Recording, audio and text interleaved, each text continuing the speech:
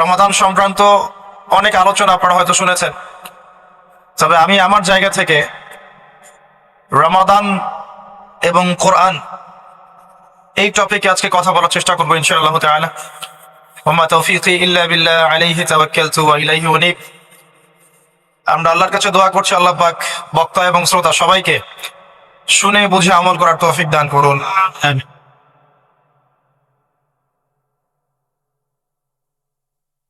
রমাদান মাসের সওম কখন ফরজ হয়েছে কে বলতে পারবে? অডিয়েন্সের মধ্যে রমাদান মাসের সওম কত হিজরিতে ফরজ করা হয়েছে? মাশাআল্লাহ। রমাদান মাসের সওম কত হিজরিতে ফরজ হয়েছে, অথচ আমরা জানি ইসলামের বেসিক পিলারের মধ্যে 5টা পিলার, কালিমা, সালাত, যাকাত, সওম এবং হজ। এই 5টা বেসিক পিলারের একটা হচ্ছে রমাদান।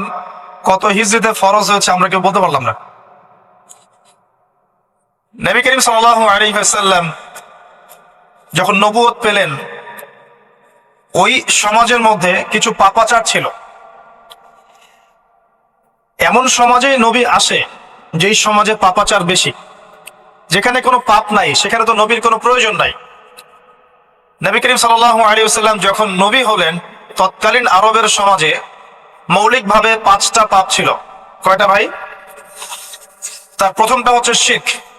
তারা আল্লাহর সাথে শিরক করত, যেটা আজকের বিশ্বে আমরা প্রত্যেকটা সেক্টরে করছি। 2 নাম্বার ছিল রিবা বা সুদ।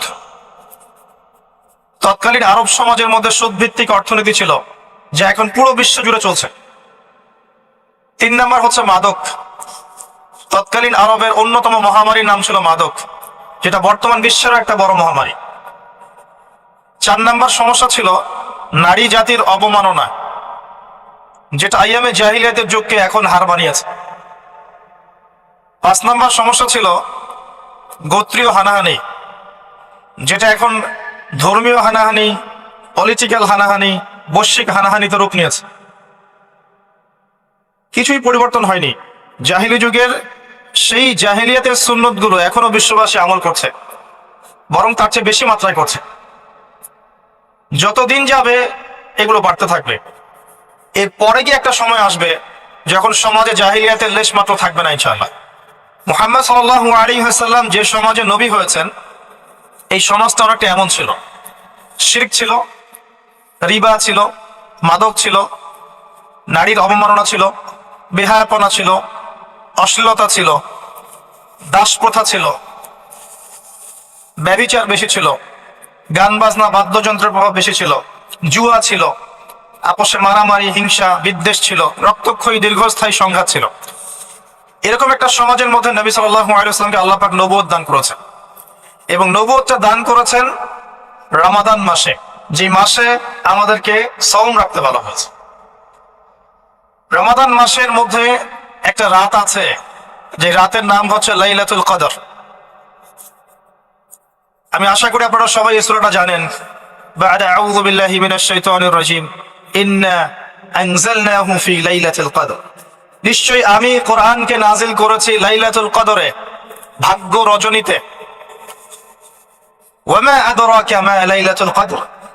হে নবী মুহাম্মদ সাল্লাল্লাহু আলাইহি ওয়াসাল্লাম, আপনি কি জানেন লাইলাতুল কদর কি জিনিস? লাইলাতুল কদরি খায়রুম মিন আলফি শাহর। লাইলাতুল কদর হচ্ছে 1000 মাসের চাইতে উত্তম। এখানে গাণিতিক ভাবে ব্যাখ্যা করতে যাবেন না 1000 মাস সমান সমান কত বছর হয়, ব্যাপারটা এমন নয়। এখানে আধিক্য বোঝানো হয়েছে। 1000 মাস ইবাদত করলে যে নেকি হয়, 1 রাত ইবাদত করলে সে নেকি হয়ে যাবে। এই রাতে কি হয়? স্পেশাল তানাজ্জালুল মালাইকাতু ওয়ার রূহ। এই মাসে আল্লাহর পক্ষ থেকে আল্লাহর ফেরেশতারা নেমে আসেন। কোথায় নেমে আসেন? পৃথিবীতে। তাদের সর্দার হিসেবে থাকেন জিবরাইল আলাইহিস সালাম। তানাজ্জালুল মালাইকাতু ওয়ার রূহু ফিহা বিইذনি রাব্বিহিম। আল্লাহর রবের আদেশে তারা এই কাজটা করেন। মিন কুল্লি আমর, প্রত্যেকটা বিষয়ের ফয়সালা হয় এই রাতে। আপনার আমার তাকদীর লেখা হয়েছে আসমান জমিন সৃষ্টির 50,000 বছর আগে। আপনার আমার তাকদীর লেখা হয়েছে আসমান জমিন সৃষ্টির 50,000 বছর আগে। আল্লাহ পাক সমস্ত সৃষ্টির তাকদীর লিখেছেন প্রথম দফায়। দ্বিতীয় দফায় তাকদীর লেখা হয়েছে যখন আমার আপনার রূহ আমাদের মায়ের গর্ভে ছিল 4 মাস 10 দিন বয়স। ওই সময় আল্লাহর পক্ষ থেকে ফেরেশতা আসেন, এসে লিখে দেন তার হায়াত, তার রিজিক, সে সৌভাগ্যবান না দুর্ভাগ্যবান। এরপর রূহটাকে ফুঁকে দেন, বাচ্চা নড়াচড়া শুরু করে। এর আগ পর্যন্ত পেটের মধ্যে বাচ্চা নড়াচড়া করে না। যখন রূহটা ফুঁকে দেওয়া হয় তারপর থেকে বাচ্চা নড়াচড়া শুরু করে। দ্বিতীয় দফায় তাকদীর লেখা হয়। এরপরে তৃতীয় দফা লেখা হয় এই লাইলাতুল কদরে, যে আগামী 1 বছর কি হবে, আপনি কি করবেন, অর্থাৎ 1 বছরের বাজেট প্রণয়ন করা হয় প্রত্যেক লাইলাতুল কদরে। তানাজ্জালুল মালায়েকাতু ওয়ার রূহ ফিহা বিইذনি রাব্বিহিম মিন কুল্লি আমর। এই রাতের আরেকটা বৈশিষ্ট্য হচ্ছে সালামুন হিয়া হাত্তা মাতলাইল ফজর। ফজর পর্যন্ত এই রাতে শান্তি শান্তি শান্তি শান্তি প্রশান্তি বজায় থাকে। এই রাতে আপনি যে দোয়া করবেন, যে কোনো দোয়াই করবেন, যদি আপনার রিজিকটা হালাল হয় ইনশাআল্লাহ কবুল হয়ে যাবে যে কোনো দোয়া। এই রাতে যারা ইবাদত করে দাঁড়িয়ে দাঁড়িয়ে, তাদের চতুর্দিকে ফেরেশতারা সমবেত হন, তাদের দোয়ায় তারা শরীক হন, তাদের জন্য দোয়া করতে থাকেন। ঠিক তখনই দেখবেন মুমিন বান্দার চোখ দিয়ে টপ টপ করে পানি পড়া শুরু হয়েছে। আপনি ফিল করতে পারবেন যে আপনার দোয়া আল্লাহ কবুল করছেন। এই রাতের ইবাদতকে 1000 মাস দিয়ে গুণ করলেও কখনো সমান হবে না। একটা রাত ইবাদত করলে আপনি 1000 মাসের নেকি পাচ্ছেন। এই সুযোগটাকে ছেড়ে দেওয়া যায়? কবে এই রাত স্পেসিফিকলি বলা যাবে না, 27 তারিখেই স্পেসিফিকলি বলা যাবে না যে 21-এর রাতেই, 23-এর রাতেই বা 25-এর রাতেই, নির্দিষ্ট করে বলার কোনো সুযোগ নাই। নবী সাল্লাল্লাহু আলাইহি ওয়াসাল্লাম লাইলাতুল কদর পেয়েছেন এবং ওই রাতে বৃষ্টি হচ্ছিল। তিনি সেজদা করছেন, তার কপালের মধ্যে মসজিদে নববীর যে মাটি আছে এই মাটির কাদা লেগেছিল। তখন কিন্তু মসজিদ টাইলস ফিটিং ছিল না, মাটির মসজিদ থেকে নবী সাল্লাল্লাহু আলাইহি ওয়াসাল্লাম বিশ্ব পরিচালনা করেছেন। আর আমাদের এখন তাজমহলের মতো মসজিদ, হেদায়েতের কোনো হল নাই এখানে। এটা আখির জামানের সাইন, মসজিদগুলো হবে চাকচিক্যময়, হেদায়েত শূন্য। হাদিস একদম স্পষ্ট আছে, মসজিদ হবে চাকচিক্যময় কিন্তু হেদায়েত শূন্য। ইভেন দেখবেন নামাজ পড়ছে মুসল্লি, পাশে হই হুল্লা করছে। দিনের কথা আলোচনা হলে বা নামাজ পড়লে, কেউ কোরআন তেলাওয়াত করলে আদবের সাথে যে পাশে শোরগোল করতে হয় না, এটাও এখন বুঝাতে হয়। বুঝাতে গিয়ে যদি আপনি এই আয়াত তেলাওয়াত করেন, লাহুম কুলুবুন লা ইয়াফকাহুনা বিহা, কিছু মানুষকে আল্লাহ পাক কলব দিয়েছেন বোঝে না। ওয়া লাহুম আযানুন লা ইয়াসমাউনা বিহা, কিছু মানুষকে আল্লাহ পাক কান দিয়েছেন শোনে না। ওয়া লাহুম আ'য়ুনুন লা ইবসিরুনা বিহা, কিছু মানুষকে আল্লাহ পাক চোখ দিয়েছেন দেখে না। উলাইকা কাল আনআম, এরা আনআমের মতো। বাল হুম আদাল, বরং তার চাইতেও নিকৃষ্ট। তখন কিছু মানুষের ইগোতে লেগে যায়। তা আচরণ কিন্তু এমনই।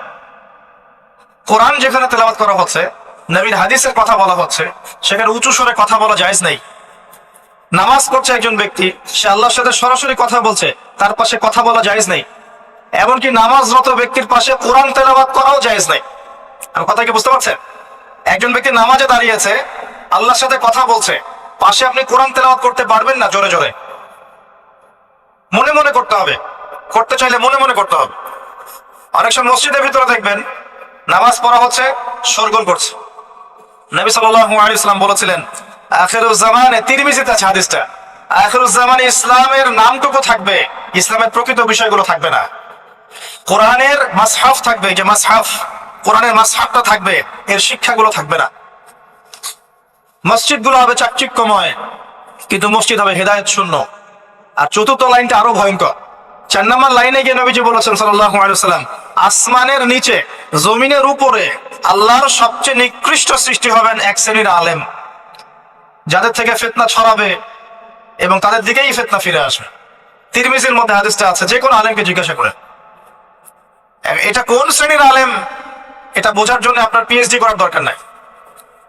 যারা দিনকে দুনিয়ার বিনিময়ে বিক্রি করেছে তারাই সেই শ্রেণীর আলেম। যারা সত্য কথা বলতে ভয় পেয়েছে তারাই সেই শ্রেণীর আলেম। যারা সত্যকে মিথ্যার সাথে মিশ্রিত করেছে তারাই সেই শ্রেণীর আলেম। এবং যারা ইসলামের নামে উম্মাহকে শতদা বিভক্ত করে দিয়েছে, এরাই সেই শ্রেণীর আলেম। নবী করিম সাল্লাল্লাহু আলাইহি ওয়াসাল্লাম বলেছেন, লাইলাতুল কদর আমি পেয়েছি, কপালে কাদা মাটি ছিল, বৃষ্টি হচ্ছিল, তার মানে ওই রাতে বৃষ্টি হতে পারে। ওই রাতে বৃষ্টি হতে পারে, লাইলাতুল কদরের আলামত রাতের বেলা বৃষ্টি হতে পারে। বৃষ্টি হয়েছে, তিনি নামাজ পড়েছেন, কপালের মধ্যে কাদা লেগেছিল, তিনি বের হয়েছেন, সাহাবীদেরকে বলবেন কোন রাতটা লাইলাতুল কদর, আজকের রাতটা লাইলাতুল কদর, এটা বলতে বের হয়েছে। বের হয়ে দেখছেন দুজন মুসলিম আপোষে ঝগড়া করছে। লিসেন টু মি, দুজন মুসলিম আপোষে ঝগড়া করছে। আমরা বলি না যে মুসলিমদের মাঝে ইখতিলাফ গুলো রহমত, আমরা বলি না? দুজন মুসলিম আপোষে ঝগড়া করছে। এই কাজটার কারণে আল্লাহ রাব্বুল আলামিন নবী সাল্লাল্লাহু আলাইহি ওয়াসাল্লামের হৃদয় থেকে এই কথাটাকে তুলে নিলেন। তিনি আর বললেন না এক্স্যাক্টলি কোন রাতে লাইলাতুল কদর ছিল, তিনি বলতেই বেরিয়েছিলেন যে কোন রাতে লাইলাতুল কদর ছিল। আমাদের ইখতিলাফের কারণে আমরা সেই নির্দিষ্ট রাতটাকে হারিয়ে ফেলেছি। তবে এর মধ্যেই খায়র আছে, এর মধ্যেই কল্যাণ আছে। আরবিতে একটা প্রবাদ আছে, কুল্লু শার ইউজাদু ফিল খায়র, প্রত্যেকটা অকল্যাণের পিছনেই কোনো না কোনো কল্যাণ আছে। নির্দিষ্ট করে বলে দিলে আমরা বাকি রাতগুলো জাগতাম না। নবী সাল্লাল্লাহু আলাইহি ওয়াসাল্লাম এখন বললেন যে আমাকে ভুলিয়ে দেওয়া হয়েছে কোন রাত, তোমাদের ঝগড়ার কারণে। অতএব তোমরা শেষ দশকের বিজোড় রাতগুলোকে তালাশ করো। শেষ দশকের বিজোড় রাত বলতে 21-এর রাত, 23-এর রাত, 25, 27, 29, এই 5টা রাতের যে কোনো একটা লাইলাতুল কদর। এই রাতে ইবাদত করলে এত নেকি হচ্ছে, কারণটা কি? রাত আর দিন কি ডিফারেন্ট কিছু?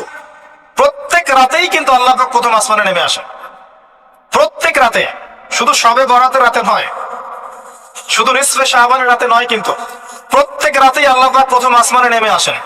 তিনি কিভাবে নেমে আসেন এটা ব্যাখ্যা করার দরকার নেই আমাদের। আল্লাহ পাক বলেছেন নেমে আসি, বাস আসি।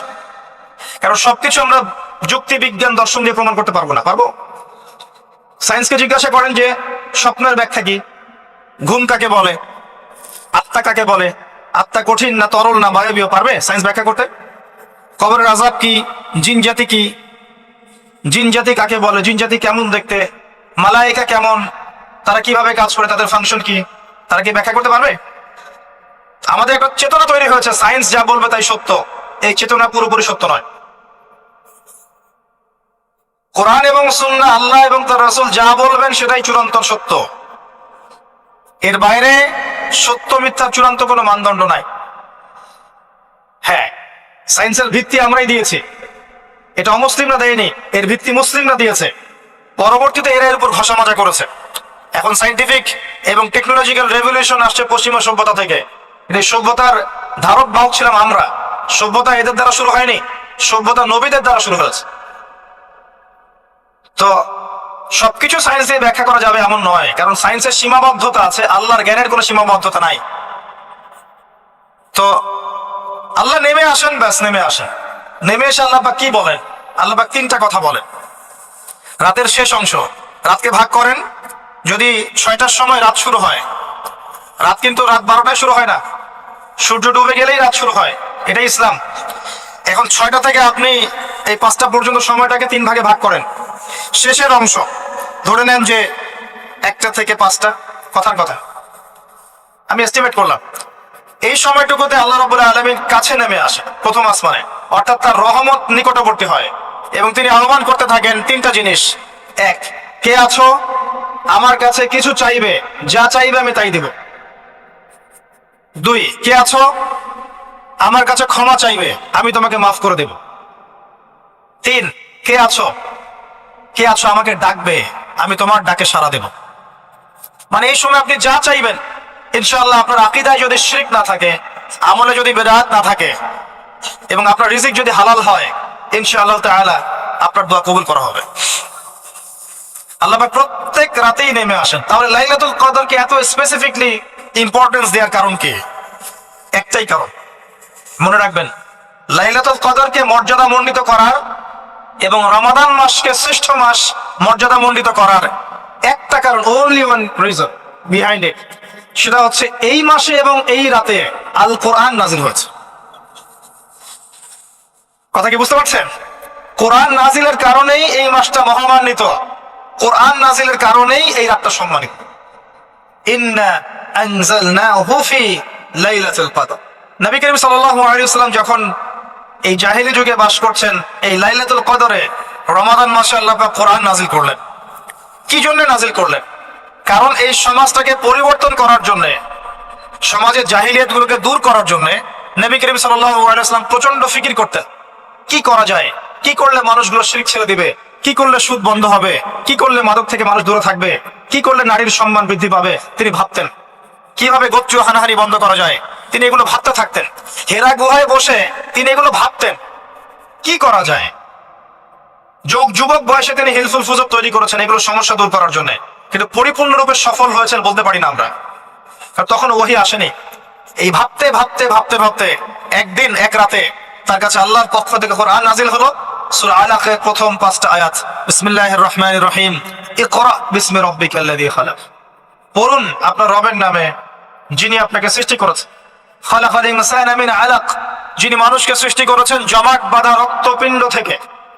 আমরা সবাই জমাট বাঁধা রক্তপিণ্ড ছিলাম মায়ের পেটে। আজকে আমরা আল্লাহ দ্রোহী হয়েছি, কিন্তু আমরা পেটের মধ্যে এতটুকু জমাট বাঁধা রক্তপিণ্ড ছিলাম। সূরা ইয়াসিনের মধ্যে আল্লাহ পাক এই কথাটা বলেছেন, তোমাদেরকে তো নুতফা থেকে সৃষ্টি করেছি, ফাইদা হুয়া খাসিমুম মুবিন, যখন সে বড় হয়েছে সুস্পষ্টভাবে আল্লাহর বিরুদ্ধাচরণ করছে। আমরা যদি না থাকি এই পৃথিবীতে, আল্লাহর দ্বীনের কোনো ক্ষতি হবে? এই পৃথিবীর আবর্তন থেমে যাবে? আমাদের বউ বাচ্চা কাচ্চা, বাবা মা, স্ত্রী সন্তান, এরা কি না খেয়ে মারা যাবে?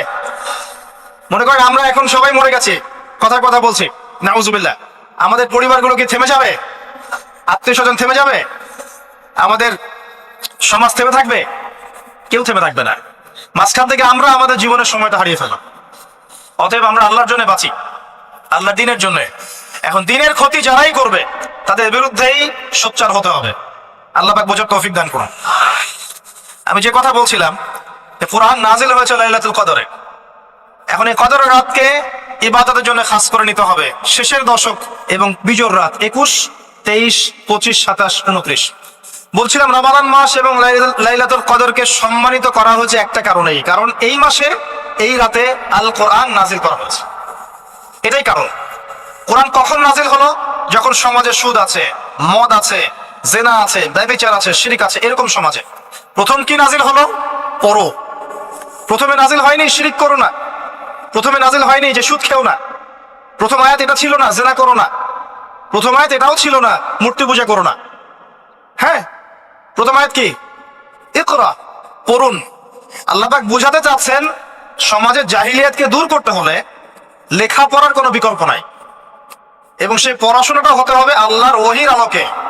যে ওহীটা আল্লাহ পাক নাজিল করেছেন এর বেসিসে আপনাকে পড়াশোনা করতে হবে। এই জ্ঞানটা দিয়ে আপনি সমাজ সংস্কার করতে পারবেন ইনশাআল্লাহ তাআলা। এর সাথে উপকারী জ্ঞানগুলো কি নিব না? অবশ্যই নিব। ওহীর জ্ঞানের সাথে, কোরআন সুন্নাহর জ্ঞানের সাথে আমি ইতিহাসের জ্ঞান নিব, আমি পলিটিক্যাল সায়েন্সের জ্ঞান নিব, আমি দর্শনের জ্ঞান নিব, জিওপলিটিক্সের জ্ঞান নিব, প্রয়োজনে আমি সায়েন্সের জ্ঞান নিব, আমি কমার্সের জ্ঞান নিব, আর্টসের জ্ঞান নিব, মেডিকেল সায়েন্স পড়বো, ইঞ্জিনিয়ারিং পড়বো, সবই পড়বো। কিন্তু বেসিকটা কি হবে? কোরআন, সুন্নাহ, ইসলাম। এরপর আপনি ডাক্তার হন, ইঞ্জিনিয়ার হন, পলিটিশিয়ান হন, সামাজিক নেতা হন, প্রশাসনের ক্যাডার হন, আপনার জন্য মোবারকবাদ। আপনি যেখানেই যাবেন সেখানেই বরকত ছড়াবেন ইনশাআল্লাহ। যে পলিটিশিয়ানের ভিতরে তাকওয়া আছে তার দ্বারা দুর্নীতি সম্ভব না। যে প্রশাসনের কর্মকর্তার ভিতরে তাকওয়া আছে সে ঘুষ নিতে পারবে না, দুর্নীতি করতে পারবে না। যে আলেমের ভিতরে তাকওয়া আছে সে দিনকে দুনিয়ার বিনিময়ে বিক্রি করবে না। যে ডক্টরের ভিতরে তাকওয়া আছে সে ডাক্তার হবে, কসাই হবে না। যে ইঞ্জিনিয়ারের ভিতরে তাকওয়া আছে সে দেখবেন সত্যিকারের প্রকৌশলী হবে, সে কিন্তু চোর হবে না। ভিতরটা চেঞ্জ করতে হবে, ভিতরটা, এর নাম তাকওয়া। ভিতরটা চেঞ্জ করবে একটা জিনিস, আল্লাহর ওহী, কোরআন এবং সুন্নাহ, ইসলাম। এটা আপনার ভিতরকে পরিবর্তন করবে। আর আমরা অনেক বড় বড় কথা বলি অনেক সময়, কিন্তু মূল কাজটা হচ্ছে ভিতরটা পরিবর্তন করা। আমাদের সবার সাথে যার যার কলব যাবে, যার যার আমল যাবে। আল্লাহ পাক আমাকে কলার চেপে ধরে বলবেন না যে বাংলাদেশে ইসলামী খেলাফত কায়েম করে আসো নাই কেন, এটা আল্লাহ পাক আমাকে বলবেন না। আল্লাহ পাক বলবেন তোমাকে যে দায়িত্ব দিয়েছিলাম ওই দায়িত্ব ঠিকঠাক মতো পালন করেছো কিনা। আল্লাহ পাক এটা বলবেন না। বেসিকে আসেন, নিজের আত্মশুদ্ধি, এটা বেসিক। আলাইকুম আনফুসাকুম, নিজের নফসের খবর নাও, নিজের নফসটাকে পবিত্র করো, নিজের নফসের মধ্যে হিংসা ত্যাগ করো, বিদ্বেষ ত্যাগ করো, অহংকার ত্যাগ করো, রিয়া ত্যাগ করো, দুনিয়ার মোহ ত্যাগ করো। নিজের নফসের মধ্যে বেশি বেশি পরকারের ফিকির আনো, জিকির করো বেশি বেশি, কোরআন বেশি বেশি তেলাওয়াত করো, হালাল খাও, আদর্শ পরিবার গঠন করো, তাওহীদে থাকো, সুন্নতে থাকো, ইনশাআল্লাহ হাসতে হাসতে জান্নাতে চলে যাবেন। একটা হাদিস আমি পড়েছি ফয়জুল কালাম বইয়ের মধ্যে, গতকালকে মাহফিলে বলেছিলাম, আপনাদেরকে বলছি। মাদ্রাসায় পড়ানো হয় ক্লাসিক্যাল একটা বই, ফাইজুল কালাম, সবাই কিনতে পারেন, হাদিসের বই। চমৎকার কিছু হাদিস আছে। এখানে একটা হাদিস আছে আমাদের জন্য সুসংবাদ। নবী সাল্লাল্লাহু আলাইহি ওয়াসাল্লাম বলছেন, হে সাহাবীরা, তোমরা এমন একটা যুগের মধ্যে বাস করছো যেই যুগে কেউ যদি ইসলামের 10% ছেড়ে দেয় সে ধ্বংস হয়ে যাবে। সাহাবীদেরকে বলছেন, তোমরা এমন একটা যুগে বাস করছো, এই যুগে ইসলামের 1/10 কেউ ছেড়ে দিলে সে ধ্বংস হয়ে যাবে। কিন্তু তোমাদের পরে এমন একটা যুগ আসবে যেই যুগে মানুষ যদি 1/10 ধরে রাখতে পারে, 10% ধরে রাখতে পারে, তাহলেই নাজাত পেয়ে যাবে। চল, আমরা সে যুগে আছি না? আমাদের চতুর্দিকে ফিতনা নয় কি? আপনার ঘরে ফিতনা, সমাজে ফিতনা, ইকোনমিক্সে ফিতনা, রাষ্ট্রে ফিতনা, বিশ্বে ফিতনা, ধর্মে ফিতনা, সবখানেই ফিতনা, ফাসাদ। আমরা সেই যুগের মধ্যে বাস করছি। আসুন, আল্লাহ পাক কোরআন নাজিল করলেন, প্রথমে পড়তে বললেন। তার মানে আল কোরআন এবং সুন্নাহ এগুলাকে পড়া শিখতে হবে। বড় বড় স্বপ্ন দেখার আগে আমাদেরকে বেসিক ঠিক করতে হবে, পড়াশোনা করতে হবে। আল্লাহ পাক আমাদের যুব সমাজকে পড়াশোনা করার তৌফিক দান করুন। রমাদান মাসে এটা নাজিল হয়েছে। আল্লাহ পাক সূরা বাকারায় বলছেন, শাহরু রমাদানাল্লাযী উনজিলা ফীহিল কুরআন। রমাদান সেই মাস যেই মাসে কোরআন নাজিল করা হয়েছে। কি জন্য নাজিল করা হয়েছে? হুদাল লিন-নাস। এই কোরআন হচ্ছে মানব জাতির জন্য হেদায়েত, নট অনলি ফর মুসলিমস। এটা শুধু মুসলিমসদের জন্য হেদায়েত নয়, হুদাল লিন-নাস, পুরো মানব জাতির জন্য হেদায়েত। কোরআনে ইহুদির জন্য হেদায়েত আছে, খ্রিস্টানের জন্য আছে, অমুসলিম হিন্দুদের জন্য আছে, সবার জন্য কোরআন। এটা সাম্প্রদায়িক কোনো কিতাব নয়, এটা টোটালি অসাম্প্রদায়িক একটা বই। আল কোরআন যে কেউ পড়তে পারে। এটা কারো পৈতৃক সম্পত্তি নয় যে একটা শ্রেণীর মানুষই পড়বে, বাকিরা পড়বে না। সবাই পড়বে ইনশাআল্লাহ তাআলা। এটা আল্লাহর কিতাব, আল্লাহর কালাম। হুদাল লিন-নাস ওয়া বাইয়িনাতিন মিনাল হুদা। এটা হচ্ছে সত্য মিথ্যার মানদণ্ড, বাইয়িনাত, সুস্পষ্ট মানদণ্ড। আর কি ওয়াল ফুরকান, প্রমাণ, হুজ্জাত, দলিল। এটা আল্লাহ পাক কোরআন সম্পর্কে বলছেন। আরেকটা জায়গায় চলে যাই, চলেন সূরা নাহল এর 89 নম্বর আয়াতে চলে যান। আল্লাহ পাক বলছেন, ওয়া নাযালনা আলাইকাল কিতাব। হে নবী, আমি আপনার প্রতি এমন একটা কিতাব নাজিল করেছি, অর্থাৎ আল কোরআন। ওয়া নাযালনা আলাইকাল কিতাব তিবয়ানান লিকুল্লি শাই, যেই কিতাবটা প্রত্যেকটা বিষয়ের ব্যাখ্যা। আপনি কি আমার কথা শুনতে পারলেন? আল্লাহ বলছেন কোরআন প্রত্যেকটা বিষয়ের ব্যাখ্যা। আপনার ব্যক্তি জীবন এখানে আছে, আপনার ব্যবসায়িক জীবন এখানে আছে, অর্থনৈতিক জীবন এখানে আছে, পারিবারিক জীবন এখানে আছে, সামাজিক লাইফ এখানে আছে, সবকিছু আছে। তিবিয়ানান লিকুল্লি শাই, প্রত্যেকটা বিষয়ের ব্যাখ্যা এখানে আছে। তিবিয়ানান লিকুল্লি শাই ওয়া হুদা ওয়া রাহমাতান ওয়া বুশরা লিল মুসলিমিন। এই কোরআন হচ্ছে হেদায়েত এবং রহমত, দয়া। ওয়া বুশরা লিল মুসলিমিন, মুসলিমদের জন্য সুসংবাদ এই কোরআন। শুরুতে আছে আলিফ লাম মিম যালিকাল কিতাব লা রাইবা ফি। এটা এমন একটা কিতাব যে কিতাবের মধ্যে কোনো সন্দেহ নাই। কোন লেখক বলতে পারে আমার বইয়ের মধ্যে কোনো সন্দেহ নাই? সন্দেহের কোনো অবকাশই নাই। লা রাইবা ফি হুদাল লিল মুত্তাকিন, মুত্তাকিদের জন্য এটা হেদায়েত। মুত্তাকি কারা? আল্লাযীনা ইউমিনুনা বিল গায়ব, যারা অদৃশ্যে বিশ্বাস করে। ঈমানের 6 পিলার সবই অদৃশ্য নয় কি? আল্লাহ অদৃশ্য, ফেরেশতা অদৃশ্য, আসমানে আগের কিতাবগুলো দেখি নাই, অদৃশ্য। নবী রাসূলগণ দেখি নাই, অদৃশ্য। পরকাল, ওয়াল ইয়াউমিল আখির দেখি নাই, অদৃশ্য। ওয়াল কদরি খায়রিহি ওয়া শাররিহি, তাকদীর অদৃশ্য। আল্লাযীনা ইউমিনুনা বিল গায়বি, মুত্তাকি তারা যারা গায়েবে বিশ্বাস করে, অদৃশ্যে বিশ্বাস করে। আর এখনকার শিক্ষা দর্শন আমাদেরকে শেখায়, পশ্চিমাদের, চোখে যা দেখবো না বিশ্বাস করবো না। হ্যাঁ, তাদের দর্শন এরকম, যুক্তি দিয়ে প্রমাণ করতে পারবেন না, বিশ্বাস করবো না। বৈজ্ঞানিক ব্যাখ্যা দিতে পারবেন না, বিশ্বাস করবো না। সাইন্টিফিক্যালি প্রুভড হতে হবে, তারপর বিশ্বাস করবো। অনেক সময় দেখা যায় মুসলিমরাও এর গলদ ধাঁধায় পড়ে যায় এবং বলে নামাজের উপকারিতার সাইন্টিফিক ব্যাখ্যা বলেন, তারপর নামাজ পড়বো। নামাজের সাইন্টিফিক ব্যাখ্যা লাগবে, তারপর নামাজ পড়বেন? আল্লাহ পাক বলেছেন, ইয ক্বালা লাহু রাব্বুহু আসলিম ক্বালা আসলামতু লিরাব্বিল আলামিন। আল্লাহ পাক ইব্রাহিমকে বলেছেন আলাইহিস সালাম আত্মসমর্পণ করো, যখনই বলেছেন তখনই করেছেন। যখনই আল্লাহ পাক বলেছেন আত্মসমর্পণ করো, তিনি বলেছেন আসলামতু লিরাব্বিল আলামিন, আমি আত্মসমর্পণ করলাম। বাচ্চাকে জবাই করো, জিজ্ঞেস করেননি এর পিছনে বিজ্ঞান কি, যুক্তি কি, আর দর্শন কি? স্ত্রীকে রেখে আসো ওই জনমানব শূন্য জায়গায়, জিজ্ঞেস করেন নাই কারণ কি, রিজন কি, যুক্তি কি, বিজ্ঞান কি, দর্শন কি? আল্লাহ বলেছেন সামিআনা ওয়া আতা'না, এর নাম ইসলাম। আল্লাহর আদেশ যেখানে এসে যাবে, এখানে যুক্তি বিজ্ঞান দর্শনের প্রয়োজন নাই। এই কনসেপ্টে আপনাকে মৌলবাদী হতেই হচ্ছে, কিছু করার নাই।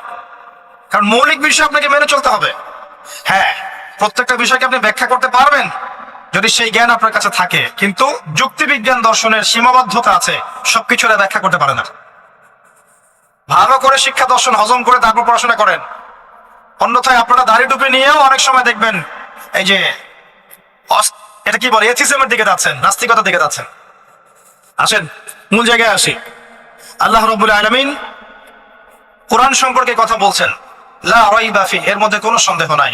একই সূরার মধ্যে আল্লাহ পাক বলছেন যে ওয়া ইন কুনতুম ফি রাইবিন মিম্মা নাযালনা আলা আবদিনা ফাতু বিসূরাতিন মিন মিথলি, তোমরা যদি এই কিতাব নিয়ে সন্দেহ করে থাকো যে এই কিতাব আল্লাহর পক্ষ থেকে এসেছে নাকি অন্য কারো পক্ষ থেকে এসেছে, তোমরা যদি এই কিতাব সম্পর্কে সন্দেহ পোষণ করো যেটা কি আল্লাহর পক্ষ থেকে এসেছে না অন্য কারো পক্ষ থেকে এসেছে, তাহলে এর মতো কিছু আয়াত নিয়ে এসে দেখাও, একটা সূরা রচনা করে দেখাও।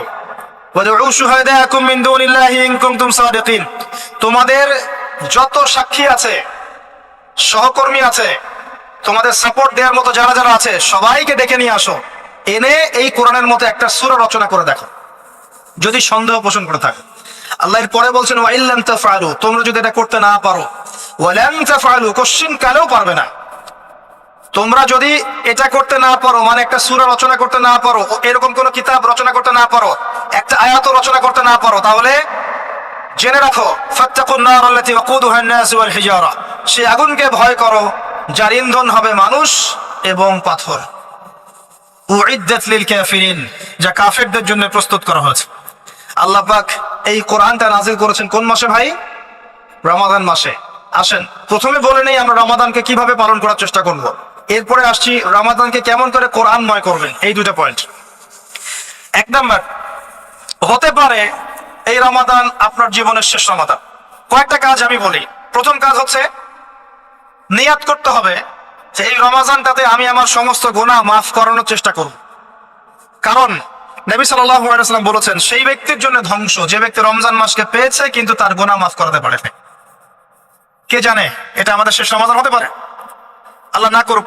আমরা দোয়া করি আল্লাহ পাক আমাদেরকে বেশি বেশি রমাদান দান করুক, বেশি বেশি লাইলাতুল কদর দান করুক। প্রথম শুরু হচ্ছে আপনি মাসের বাজার আগে করে ফেলবেন। আমি একটু প্র্যাকটিক্যাল কথা বলবো আর কি। আপনি রমাদান মাসের বাজার এই শাবান মাসে করে ফেলার চেষ্টা করেন, পারলে ঈদের শপিংটাও করে ফেলার চেষ্টা করেন। রমজান মাসে বেশি বাইরে যাবেন এবং টাকা পয়সা নিয়ে গিয়ে স্ত্রী সন্তানের হাতে দিয়ে দিবেন না, যাও বাইরে গিয়ে মার্কেটিং করে আস, এই ভুলটা করতে চায়। নিজে পরিবেশ নষ্ট করবে, রোজার রোজার যে আধ্যাত্মিকত্ব নষ্ট হবে, আরো হাজারটা যুবকের চোখের জানা করা প্রয়োজন নাই। আপনি পরিবারের কর্তা, লিস্ট করে ফেলেন, আপনাকে আল্লাহ পাক যতটুকু সামর্থ্য দিয়েছেন মূল মূল জিনিসগুলো কিনে রেখে দেন, আর বাকি টুকটাক বাজার আপনি করবেন। আর যখন বাজারে যাবেন একটা দোয়া পড়বেন, আপনি 10 লক্ষ নেকি পাবেন ইনশাআল্লাহ। কত লক্ষ? 10 লক্ষ। দোয়াটা শিখাচ্ছি। দোয়াটা হচ্ছে লা ইলাহা ইল্লাল্লাহ ওয়াহদাহু লা শারীকা লাহ লাহুল মুলক ওয়া লাহুল হামদ ইউহয়ী ওয়া ইউমীত ওয়া হুয়া হাইয়ুন লা ইয়ামুত বিয়াদিহিল খায়রু কুল্লুহু ওয়া হুয়া আলা কুল্লি শাইইন কাদির। একবার পড়লে 10 লক্ষ নেকি পাবেন বাজারে গিয়ে। কেন পাবেন? কারণ বাজার সবচেয়ে নিকৃষ্ট জায়গা, যেখানে গেলে মানুষ আল্লাহকে স্মরণ করে না। সেখানে গিয়ে আপনি আল্লাহকে স্মরণ করেছেন, এই জন্য আল্লাহ পাক নেকি দিবেন ইনশাআল্লাহ।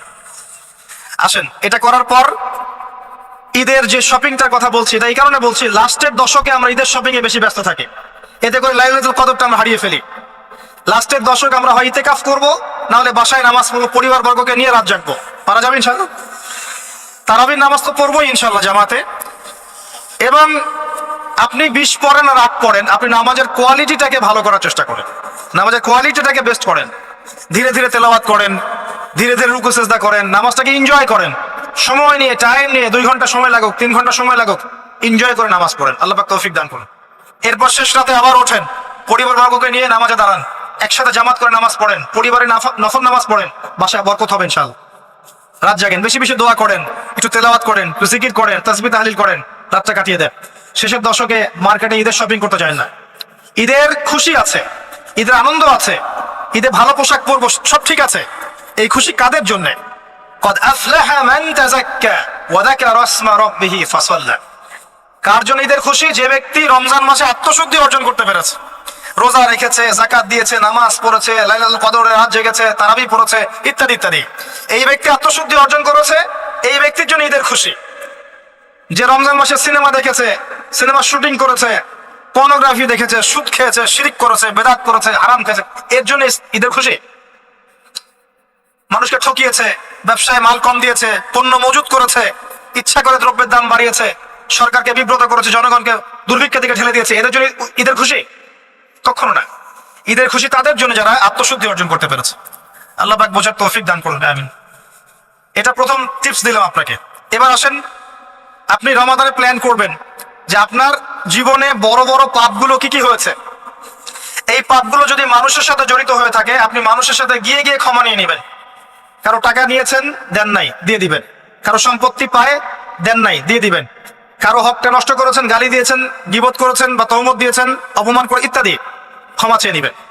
রমাদান মাসে মানুষের হকটা দিয়ে দেন। আল্লাহর কাছে জড়িত যে পাপগুলো আছে, এটার জন্য ইস্তেগফার যথেষ্ট। খালি যদি বলেন আস্তাগফিরুল্লাহাল্লাযী লা ইলাহা ইল্লা হুয়াল হাইয়ুল কাইয়্যুম ওয়া আতুবু ইলাইহি, এক সেকেন্ডের মধ্যে আল্লাহ পাক আপনার সমস্ত পাপকে নেকি দিয়ে পরিবর্তন করে দিবেন ইনশাআল্লাহ। এবার প্র্যাকটিক্যালি যাবেন, সেহরি করবেন। সাহরির মধ্যে বারাকা আছে। সাহরি না উচিত না, সাহরির মধ্যে বারাকা আছে। একটা খেজুর হোক, এক গ্লাস পানি হোক, আপনি সাহরি করবেন, এর মধ্যে বারাকা আছে। এবং সাহরির সময় এমন ভাবে খাবেন না যে এটা আপনার জীবনের শেষ খাওয়া। কথা বুঝতে পারছেন? এত বেশি আইটেম করতে যায় না, এত বেশি ভোগবিলাসী হয়ে গেলে রোজার আধ্যাত্মিকত্ব থাকবে না। সেহরিতে অল্প খান, যদি খেতে হয় পেটের 3 ভাগের 1 ভাগ খান, 1 ভাগ ফাঁকা রাখেন, 1 ভাগ আপনি পানি দিয়ে পূর্ণ করেন। এখনকার কিছু তথাকথিত আশিকা রসুলের মতো হতে যায় না, যাদের ভুঁড়ির জ্বালায় চেয়ারে বসতে পারে না, এই কাজ করতে যায় না। এটা মুসলিমদের স্বভাব হয় না। আমরা পরিশ্রমী জাতি, কর্মঠ জাতি, আমাদের এসব স্বভাব হয় না। এটাও শেষ জামান হাদিসে আছে। কি নাই আসলে, শেষ জামানে এক শ্রেণী মানুষ বের হবে যারা হবে সাকিল, একদম উড়িওয়ালা, হ্যাঁ, ঠেস দিয়ে বসে থাকবে আরাম করে, এবং বলবে যে কোরআনে যা আছে আমি তাই মানি, হাদিসটা আমি মানি না, ইত্যাদি। আসেন, সাহরির পরে রোজা রেখেছেন, 5 ওয়াক্ত নামাজ জামাতে পড়ার চেষ্টা করে। খুব সিম্পল জিনিস, খুব বেশি কিছু দরকার নেই আমাদের। 5 ওয়াক্ত নামাজ আপনি জামাতে পড়ার চেষ্টা করেন। বাসার থেকে ওযু করে বের হবেন, প্রত্যেক পদক্ষেপ হাঁটবেন, আপনার একটা স্টেপে একটা করে গুনাহ মাফ হবে, একটা নেকি লেখা হবে, মর্যাদা বাড়িয়ে দেওয়া হবে। একে 10 দিয়ে গুণ করা হবে, রমজান মাসে আরো 70 দিয়ে গুণ করা হবে ইনশাআল্লাহ। ফজরের নামাজটা জামাতে পড়লেন, নামাজটা জামাতে পড়ার পর আপনি বসে থাকবেন, কিছু সময় জিকির, আজকার, তাসবিহ, তাহলিল করবেন। পারলে 1 পারা করে কোরআন তেলাওয়াত করবেন। রমাদান মাসে প্রত্যেক দিন 1 পারা করে কোরআন তেলাওয়াত করার চেষ্টা করবেন। 30 দিন 30 পারা। রমাদানে অ্যাটলিস্ট একটা খতম করা যাবে, অ্যাটলিস্ট একটা খতম চেষ্টা করা যায় না ইনশাআল্লাহ। ফজরের নামাজ হয়ে গেছে, আপনি কোরআন তেলাওয়াত করেন। 1 পারা পড়তে সময় লাগবে আধা ঘন্টা, 40 মিনিট, কারো 1 ঘন্টা। এরপর সূর্য উঠে যাবে, উঠে গেলে পরে আপনি 2 রাকাত ইশরাকের নামাজ পড়বেন, নামাজটা পড়ে বাসায় যাবেন। আল্লাহ নবী বলছেন সাল্লাল্লাহু আলাইহি ওয়াসাল্লাম, আপনার আমল নামায় একটা কবুল হজ, একটা কবুল উমরার নেকি লেখা হবে ইনশাআল্লাহ। এবার রেস্ট করেন, বাসায় গিয়ে রেস্ট করেন। যখন ঘুমাবেন তখন ঘুমের সুন্নাহগুলো আদায় করেন। সূরা ফালাক নাস ইখলাস পড়েন, ফু দেন, দিয়ে গা মাসাহ করেন, আয়াতুল কুরসি পড়ে ঘুমান, ঘুমের দোয়া পড়ে ঘুমান, ঘুমটাও নেকি হবে ইনশাআল্লাহ।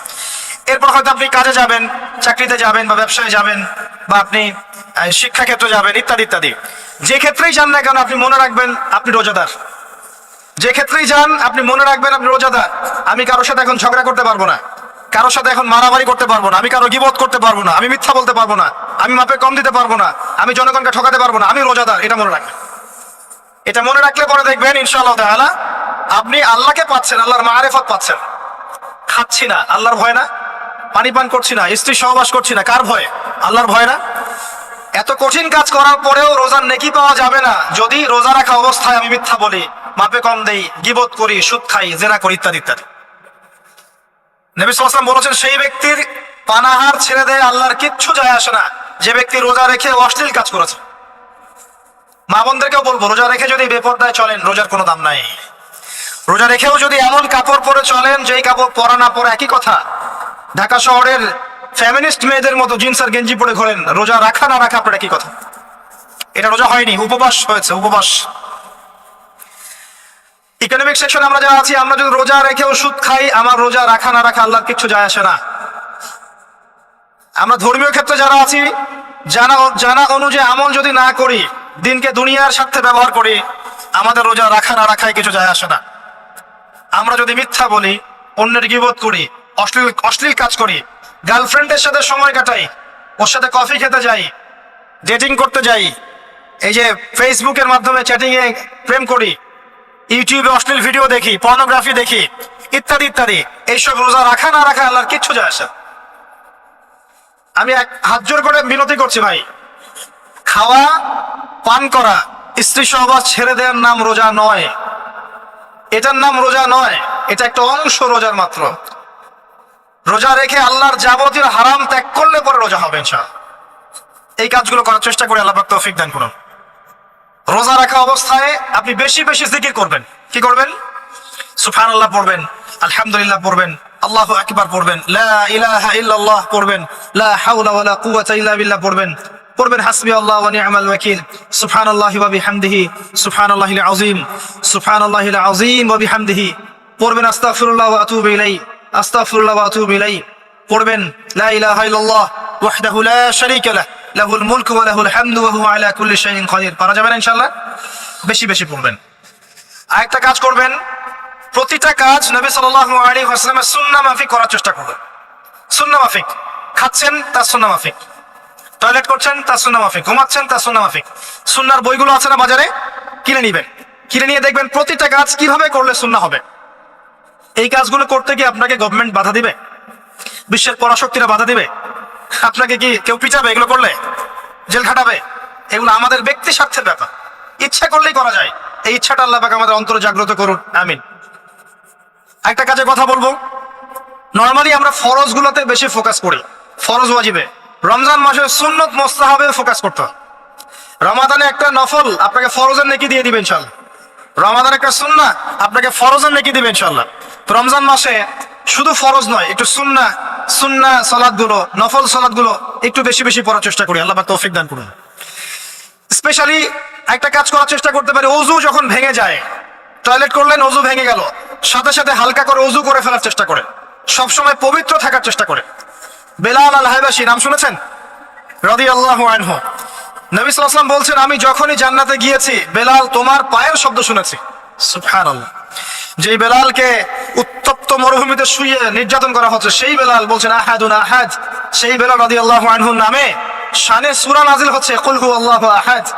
ওই বেলাল রাদিয়াল্লাহু আনহুকে নবী সাল্লাল্লাহু আলাইহি ওয়াসাল্লাম বলছেন, যখনই জান্নাতে যাই তোমার পায়ের আওয়াজ শুনে, তুমি কি এমন আমল করো যার কারণে এই মর্যাদা তোমার? বেলাল রাদিয়াল্লাহু আনহু বলছেন, আমি তো স্পেশাল তেমন কোনো আমল করি না, আপনারা যা করেন আমিও তাই করি, তবে আমার যখনই ওযু ভেঙে যায় আমি ওযু করি, আর আমি ওই ওযু দিয়ে 2 রাকাত নামাজ পড়ি। এটাকে তাহিয়াতুল ওযুর নামাজ বলে। রমজান মাসে করার চেষ্টা করি, আল্লাহ পাক তৌফিক দান করুন। আমরা অনেকেই মসজিদে যাই, ধাপ করে বসে পড়ি, করি না এই কাজটা? মসজিদে গিয়েছি, ধাপ করে বসে পড়ি। মসজিদে গিয়ে 2 রাকাত নামাজ পড়ে বসা সুন্নাত। মিনিমাম 2 রাকাত নামাজ পড়ে বসলে আপনি তাহিয়াতুল মসজিদের নেকি অর্জন করলেন, মসজিদের হকটা আদায় করলেন। ওই জায়গা আপনার জন্য সেজদার সাক্ষী থাকলো, কিয়ামতের মাঠে আপনার পক্ষে সাক্ষী দেবে ইনশাআল্লাহ। এই সুন্নাহগুলো আমরা চর্চা করার চেষ্টা করি রমজান মাসে। রমজান মাসে দাড়িটা ছেড়ে দেন, দাড়িটা ছেড়ে দেন। এটা একমাত্র ভিজিবল সুন্নাত, দৃশ্যমান সুন্নাত, যেটা আপনার সাথে কবরে যাবে। যখন কাফন দেয়া হবে তখন দেখা যাবে না আমার সাথে আর কোন কোন সুন্নাহ আছে, এই একটা সুন্নতই দেখা যাবে আমার সাথে কবরে যাচ্ছে। কথা কি বুঝতে পারছেন? আর এটাকে আমরা এখন যত পারি মেয়ে হওয়ার চেষ্টা করছি। নবীজি বলেছিলেন শেষ জামানায় ছেলেরা মেয়েদের পোশাক পরবে আর মেয়েরা ছেলেদের পোশাক পরবে। দেখুন মেয়েরা এখন ফর্মাল পোশাক পরছে, জিন্সের গেঞ্জি পরে ঘুরছে, আর ছেলেরা ক্লিন শেভ। ছেলেরা মেয়েদের মতো গাল বানাচ্ছে। আর কোন সাইনের জন্য অপেক্ষা করছেন? নবীজি বলেছিলেন উঁচু উঁচু বিল্ডিং নির্মাণের প্রতিযোগিতা করা হবে। একবার এয়ারে ঢাকার কাছাকাছি আসবেন, এয়ারে তো সফর করেছেন আপনারা অনেকেই, যখন এয়ার ফ্লাই করে, টেক অফ করে বা ল্যান্ড করে, তখন ঢাকার কাছাকাছি, তখন উপর থেকে আপনি ঢাকাকে দেখবেন। কেন বলেছি this is the city of Akhiruzzaman, কেন বলেছে? নবীজি বলেছেন কিয়ামতের 2টা মেজর সাইন, 2টার মধ্যে একটা হচ্ছে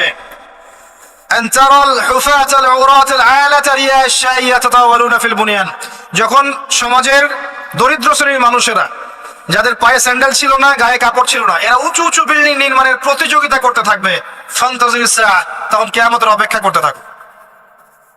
আজকে থেকে 100 বছর আগে ছিল এগুলা? 200 বছর আগে ছিল? সুবহানাল্লাহ। আর কোন সাইনের জন্য অপেক্ষা করছেন? তিনি বলেছেন শেষ জামানায় women will dressed but still they will be naked. মহিলারা কাপড় পরবে, তারপরেও তারা নগ্ন থাকবে। আপনি ঢাকার শপিং মলে যান, আপনি দেখেন আর কোন সাইনের জন্য অপেক্ষা করছেন? শুধু ঢাকা কেন, গ্রামগঞ্জে ছড়িয়ে পড়েছে এগুলো, এখন গ্রামেও ছড়িয়ে পড়েছে। গ্রামে আরো বেশি দেখা গেছে মাশাআল্লাহ। গ্রামে গিয়ে আমরা হতভাগ, সুবহানাল্লাহ। গ্রামের মেয়েগুলা, গ্রামের মেয়ে ঢাকা শহরের মেয়েকে পার করে ফেলেছে। বাদ দেন, ওইদিকে না যাই, ডিফারেন্ট টপিক। আমরা রমাদান মাসের সুন্নাহগুলো আমল করার চেষ্টা করি। তাহিয়াতুল মসজিদ আমল করার চেষ্টা করেন, তাহিয়াতুল ওযু আমল করার চেষ্টা করেন, বেশি বেশি জিকির করেন। এবার আসেন, রমাদানে যাকাত হিসাব করবেন। যাকাত, আপনার যাকাত হিসাব করেন, কত টাকা যাকাত এসেছে। যাকাতের হিসাব জানেন তো?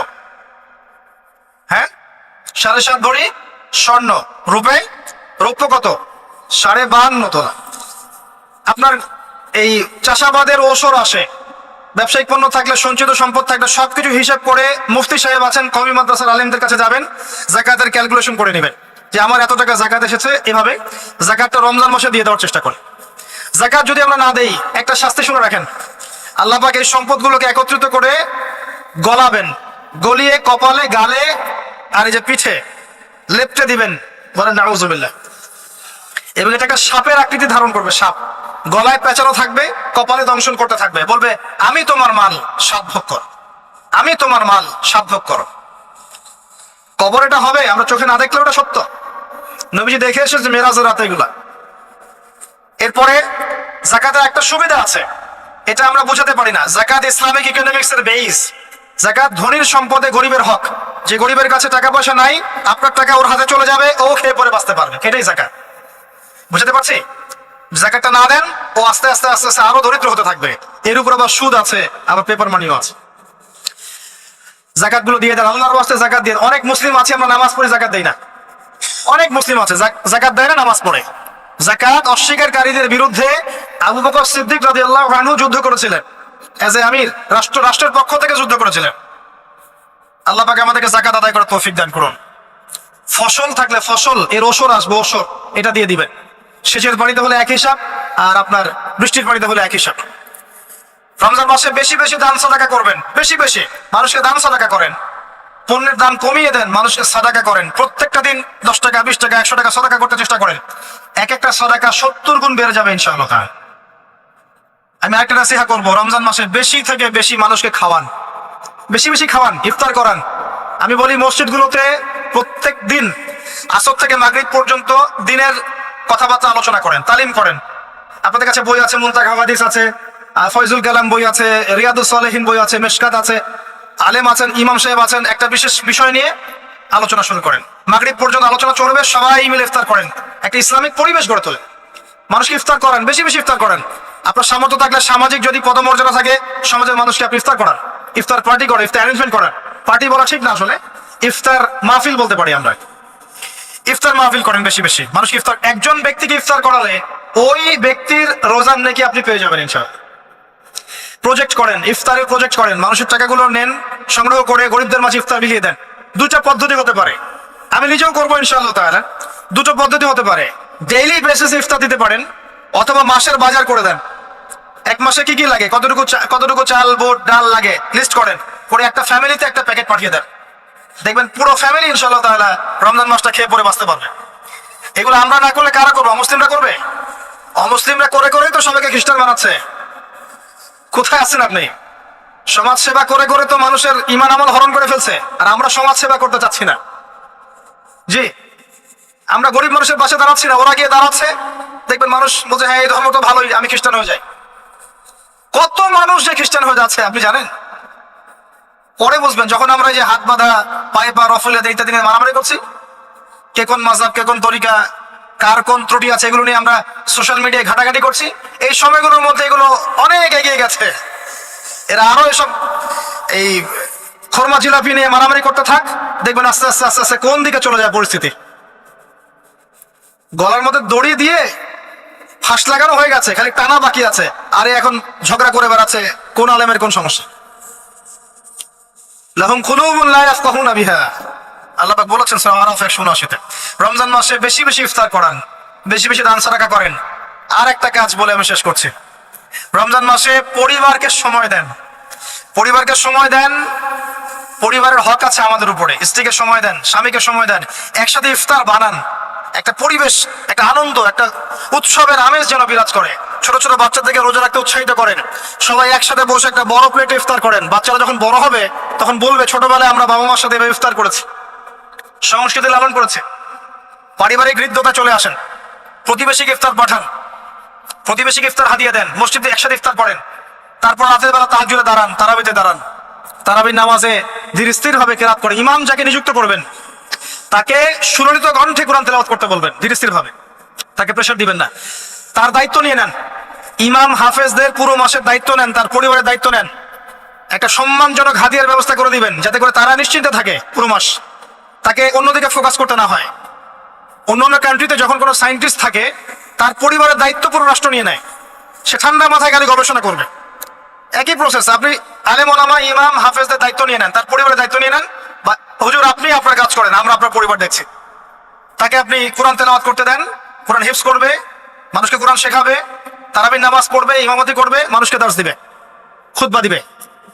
আসেন যে মেজর পয়েন্টটা বাকি আছে সেটা বলি। তার আগে এটাও বলি যে ইফতার করার সময় বেশি খাবেন না। যদি আপনি বেশি খান তাহলে আপনি তারাবির নামাজে দাঁড়াতে পারবেন না। আর একটা মেজর কথা, এটা লাস্ট পয়েন্ট, সেটা হচ্ছে এই মাসে কি নাজিল হয়েছে ভাই, কোন কারণে এই মাসটা সম্মানিত। এই মাসে আল্লাহর কিতাবকে সময় দিতে হবে, এই কিতাবকে সময় দিতে হবে। আল্লাহ রাব্বুল আলামিন বলেছেন এই কিতাবের মধ্যে সবকিছুর সমাধান আছে। আল্লাহ পাক বলেছেন এই কিতাবে কোনো সন্দেহ নাই। আল্লাহ পাক বলেছেন এই কিতাব আমাদের জন্য সুসংবাদ এবং শেফা, আরোগ্য, রহমা। এখন একটু বসেন, একটু সময় নেন। এই কিতাব প্রথমত আপনাকে তিলাওয়াত করা শিখতে হবে। রমজান মাস আসার আগেই আপনি তিলাওয়াত করা শিখে ফেলেন। যদি না জানেন রমজান মাসে পুরো 1 মাস তাজবিদ শিখবেন স্থানীয় ইমামের কাছে, পারবেন না? 1 মাসের মধ্যে কোরআন তেলাওয়াত শেখা সম্ভব, 1 মাসে শেখা সম্ভব। শয়তান আপনাকে 3টা ধোঁকা দিতে পারে। শয়তান আপনাকে বোঝাতে পারে আপনি অনেক জানি, আমার জানার দরকার নাই। শয়তান বোঝাতে পারে আমার বয়স হয়ে গেছে, আমার দ্বারা হবে না। শয়তান বোঝাতে পারে আমার অনেক সময় পড়ে আছে, পরে শিখে নিব। আল্লাহর ওয়াস্তে শয়তানের ধোঁকায় পড়বেন না। এই মাসে কোরআন শিখেন, কে জানে আপনি আগামী মাস পান কিনা। কোরআন শিখে নেন, রমজান মাসে তেলাওয়াত করে শিখে নেন। কি পাবেন? কয়েকটা হাদিস বলছি। নবী সাল্লাল্লাহু আলাইহি ওয়াসাল্লাম বলেছেন এই কোরআন আপনার পক্ষে দলিল হবে অথবা বিপক্ষে দলিল হবে। হুজ্জাতুন লাকা ওয়া আলাইক, আপনার জন্য শাফিউল লি আসহাব, এটা সুপারিশকারী হবে আপনার জন্য। প্রত্যেক হরফে আপনি 10টা করে নেকি পাবেন। কোনোদিনও আমি বলি নাই কোরআন তেলাওয়াত করলে নেকি হবে না। এই যে কাটছাট ভিডিও দেখলে আলেম ওলামাও ভুল মেসেজ পায়, এবং দেখা যায় একজন বরেণ্য আলেম হয়েও ভুল কথা বলতে শুরু করে। এই জন্যই বলি এর ক্ষতিকর দিক কত। মূল বিষয় তার নখদর পড়ে নাই, একটা কাটছাট ভিডিও দেখেছে, দেখেই কথা বলা শুরু করলো। কিন্তু সে আলেম, তার জানা উচিত কাফা বিল মারই কাযিবান ওয়া হুয়া ইয়াকুল কুল্লামা সামিআ। একজন মানুষের জন্য মিথ্যাবাদী হওয়ার জন্য এতটুকু যথেষ্ট, যা শুনলাম যাচাই বাছাই না করেই প্রচার করলাম। ইয়া আইয়ুহাল্লাযীনা আমানু ইন জাআকুম ফাসিকুম বিনাবাইন ফাতাবায়ানু, কোন ফাসিক যদি কোনো খবর নিয়ে আসে সেটা আগে তথ্য যাচাই করো, তারপরে কথা বলো।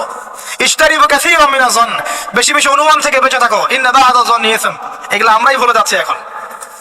আমি বলছি বারবার, স্পষ্ট করে বলছি, কোরআন তেলাওয়াত করলে প্রত্যেক হরফে 10টা করে নেকি হবে। এবং কোরআন তেলাওয়াত করলে আপনার জীবনে বরকত আসবে, রিজিকে হায়াতে বরকত আসবে, আপনার কলবে আল্লাহর নূর আসবে ইনশাআল্লাহ তাআলা। কোরআন আপনার পক্ষে সাক্ষী দিবে, আপনার পক্ষে দলিল হবে, হুজ্জা হবে ইনশাআল্লাহ। প্রত্যেক হরফে 10 নাকি। তবে শুধু তিলাওয়াত করলেই আমি কোরআনের অর্থগুলো বুঝতে পারবো না। আর অর্থগুলো না বুঝলে আমি কোরআনে আল্লাহর মৌলিক মেসেজগুলো ধরতে পারবো না।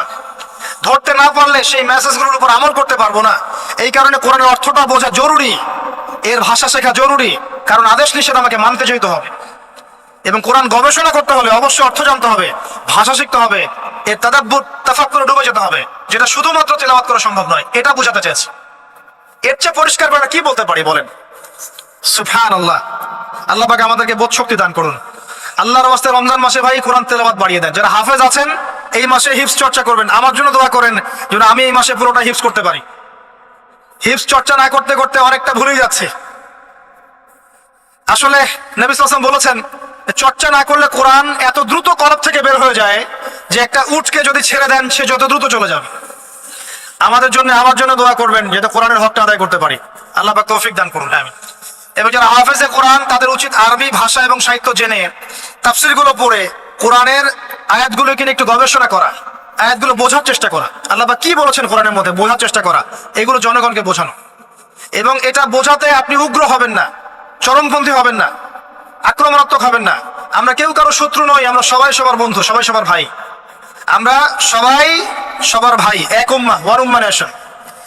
তাই আমরা কোরআনের মৌলিক মেসেজগুলো যুগোপযোগী ভাবে সবার সামনে তুলে ধরবো, উপস্থাপন করব, মানার জন্য ফোর্স করব না।